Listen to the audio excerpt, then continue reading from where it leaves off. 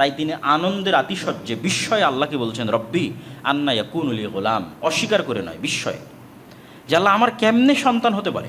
অকাদ বালাগানি আল কিবার, আমি তো বৃদ্ধ হয়ে গেছি। ওয়ামরাআতি আকির, আমার স্ত্রী বন্ধ্যা। সন্তান হওয়ার কোনো দুনিয়াবি লজিক নাই।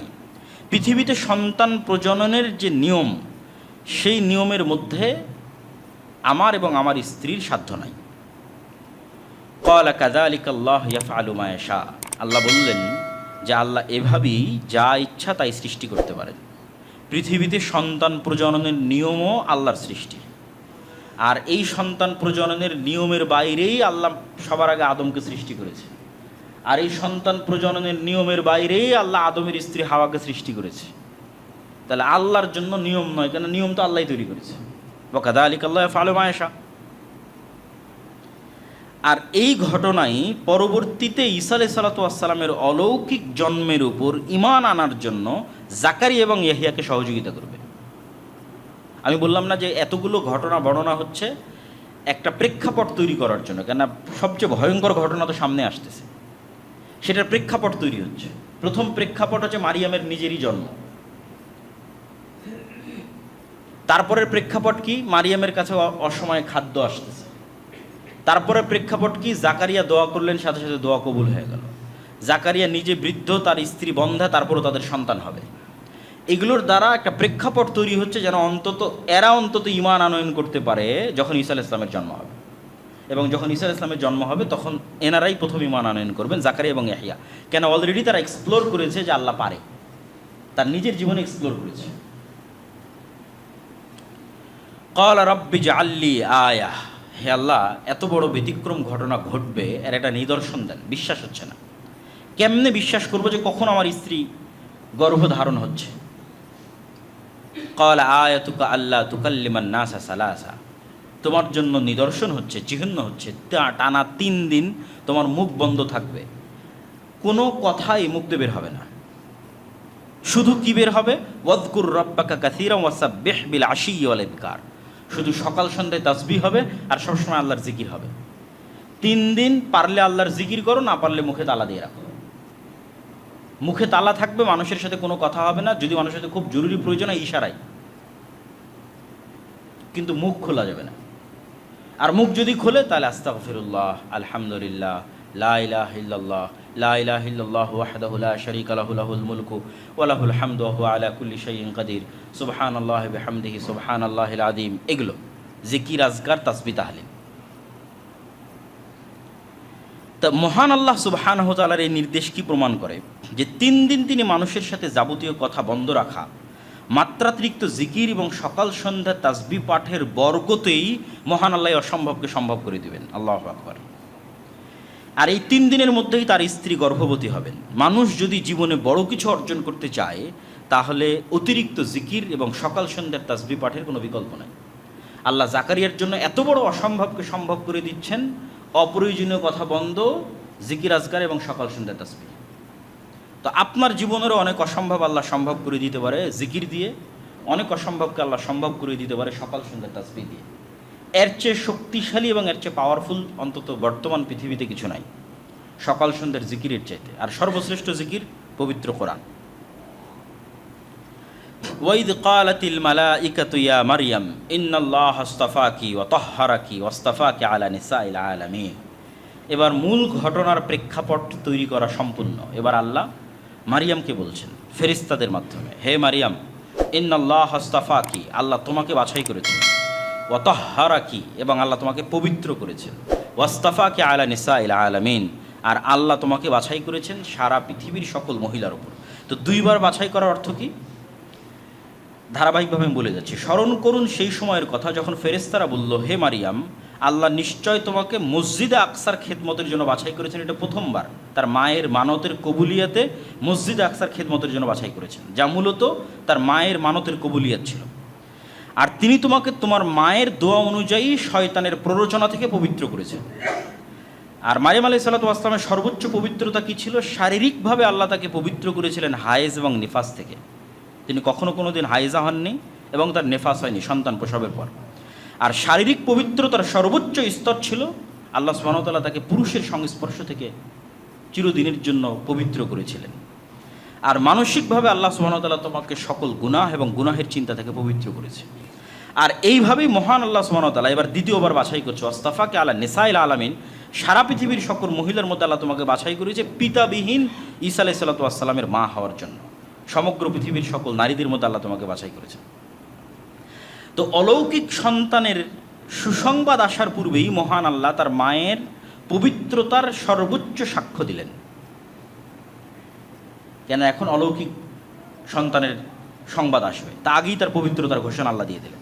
তারপর আল্লাহ বলছেন, ইয়া মারিয়াম কুনুতি লিরব্বিকি ওয়াসজুদি ওয়ারকাই মা'আর রাকিঈন। যখনই কেউ মহান আল্লাহর মনোনীত বান্দা হয়, যখন আল্লাহর বিশেষ কোনো দয়া এবং রহমত পায়, তখন দায়িত্ব বেড়ে যায়। কিসের দায়িত্ব বাড়ে? রবের শুকরিয়া আদায়ের দায়িত্ব বাড়ে। তো যেহেতু আল্লাহ আগের বাক্যে বললেন, মারিয়াম তোমাকে এত এত নেয়ামত রহমত বরকতের জন্য আমি বাছাই করেছি, এবার তোমার কাজ কি? তোমার কাজ হচ্ছে, হে মারিয়াম, তুমি তোমার রবের একনিষ্ঠ অনুগত হও, লম্বা সময় সালাতে দাঁড়িয়ে থাকো, বেশি বেশি সিজদা করো এবং মসজিদে আকসায় রুকুকারীদের সঙ্গে জামাতে রুকু করো। মেয়েরা যেমন মসজিদে ইতিকাফ করতে পারে, তেমনি তারা চাইলে জামাতেও সালাত আদায় করতে পারে, যা এই আয়াত থেকে স্পষ্ট বোঝা যায়। আর এই আয়াত থেকে আরও একটা জিনিস বোঝা যায় যে মানুষের জীবনের প্রকৃত মর্যাদার যে সিক্রেট, সর্বোচ্চ সম্মানের আসীন হওয়ার যে সিক্রেট, সেই সিক্রেটটা হচ্ছে আল্লাহর সামনে বিনয় হওয়া, আল্লাহর অনুগত হওয়া, পবিত্র থাকা, বেশি বেশি জিকির আজকার করা, জামাতে সালাত আদায় করা এবং রুকু করা এবং অতিরিক্ত সিজদা করা, যেগুলো আল্লাহ মারিয়ামের জন্য বললেন, যেগুলো আল্লাহ জাকারিয়ার জন্য বললেন।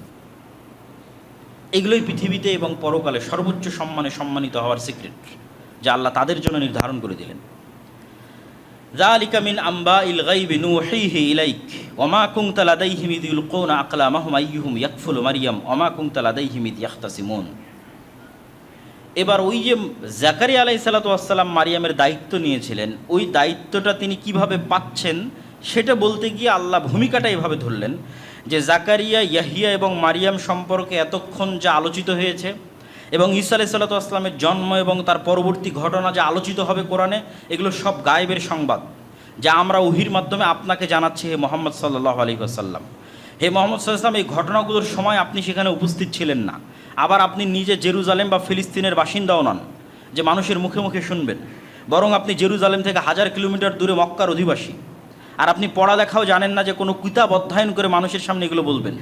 আর মক্কায় কোনো আহলে কিতাব বসবাস করতো না, মানে কোনো ইহুদি খ্রিস্টান বসবাস করতো না যে তাদের থেকে শুনে আপনি এটা বলবেন।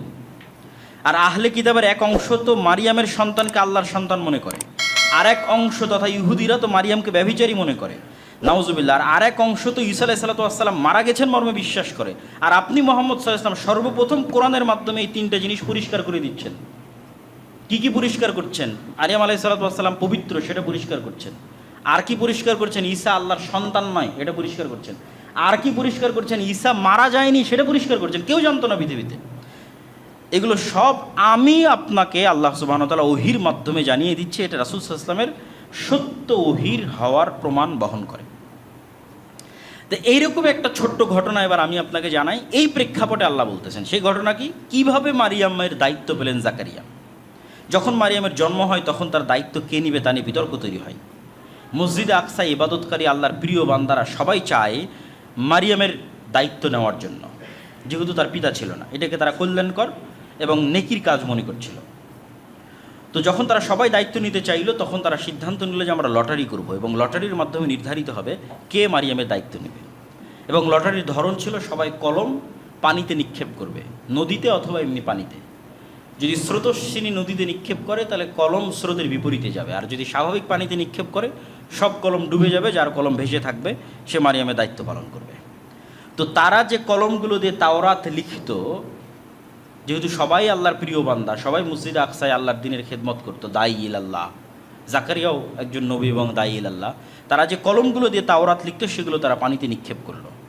সবার কলম ডুবে গেল, কিন্তু জাকারিয়া আলাইহিস সালাতু ওয়াস সালামের কলম ভেসে থাকলো অথবা স্রোতের বিপরীতে চললো। তখন জাকারিয়া আলাইহিস সালাতু ওয়াস সালামকেই দায়িত্ব দেওয়া হলো মারিয়াম আলাইহিস সালাতু ওয়াস সালামের লালন পালনের। তো এই ঘটনাও আপনি জানতেন না হে মুহাম্মদ সাল্লাল্লাহু আলাইহি সাল্লাম, আমি জানিয়ে দিলাম। আর জানার কোনো পরিবেশ আপনার কাছে নাই, কেন আপনার বাড়ি জেরুজালেমে নয়, আপনি পড়া জানেন না, মক্কায় কোনো ইহুদি খ্রিস্টান বসবাস করে না। ইয ক্বালাতিল মালাইকাতু ইয়া মারিয়াম, ইন্নাল্লাহা ইউবাশশিরুকি বিকালিমাতিম মিনহু ইসমুহুল মাসীহু ঈসা ইবনু মারইয়াম ওয়াজিহান ফিদ দুনিয়া ওয়াল আখিরাহ ওয়া মিনাল মুকাররাবিন। এবার এতক্ষণ যাবৎ মূল ঘটনা বলার জন্য যে ভূমিকা আল্লাহ প্রস্তুত করলেন, সেই সবচেয়ে ভয়ঙ্কর ব্যতিক্রম ঘটনা বলার সময় চলে এসেছে। মারিয়ামকে মায়ের মানতের মাধ্যমে কবুল করা হয়ে গেছে। অসময়ে মারিয়ামের কাছে খাবার প্রদান করা হয়েছে। অতিরিক্ত জিকিরের মাধ্যমে স্বামীর বার্ধক্য থাকার পরেও এবং স্ত্রীর বন্ধ্যা হওয়ার পরেও তাদের গর্ভে সন্তানের জন্ম হয়েছে, জাকারিয়ার গর্ভে। মারিয়ামের পবিত্রতার ঘোষণা হয়েছে, তাকে বেশি বেশি ইবাদতের আদেশ দেওয়া হয়েছে, জাকারিয়াকে বেশি বেশি জিকিরের আদেশ দেওয়া হয়েছে। এখন মূল যে ঘটনা, সেই ঘটনার প্রেক্ষাপট প্রস্তুত। এবার ফেরেশতারা মারিয়ামকে বলছেন, ইয়া মারিয়াম ইন্নাল্লাহা ইউবাশশিরুকি বিকালিমাতিম মিন, আল্লাহ তোমাকে সুসংবাদ দিচ্ছেন আল্লাহর একটা কালিমার। ইসমুহুল মাসীহু ঈসা ইবনু মারইয়াম, আল্লাহর সেই কালেমা হচ্ছে ঈসা ইবনু মারইয়াম। ওয়াজিহান ফিদ দুনিয়া, যে দুনিয়াতে এবং পরকালে সম্মানিত হবে, অমিনাল মুকাররাবিন, এবং আল্লাহর নৈকট্যপ্রাপ্ত বান্দাদের অন্তর্ভুক্ত হবেন।